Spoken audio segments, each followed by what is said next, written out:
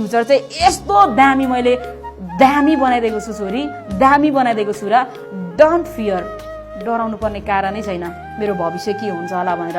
यो वर्ल्डलाई, यो युनिभर्सलाई थामिराख्नु भएको छ क्या अब्बाले।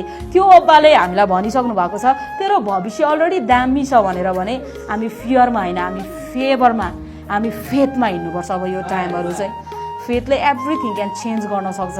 यदि पावललाई सावल बनाउन सक्यो भने नि, अझ भन्दैछु त, डजन्ट म्याटर कसले तपाईँलाई के भन्दैछ है तपाईँको भविष्यको बारेमा, तर अब्बाले येशू ख्रिस्टले भन्नुहुँदैछ एभ्रिथिङ सब दामी छ, सुनिश्चित छ भनेर उहाँले भन्नुहुँदैछ।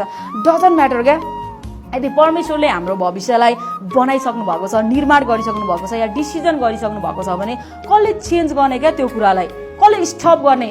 अब हाम्रो जीवन उन्नतिमा जानको लागि, अब उहाँको महिमा हाम्रो जीवनदेखि देख्नको लागि कसैले पनि रोक्न सक्दैन।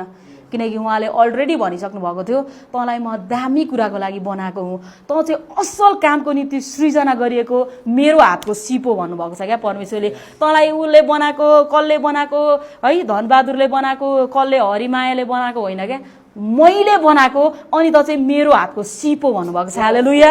उहाँको हातको क्रिएटिभ कुराहरू हो हामी।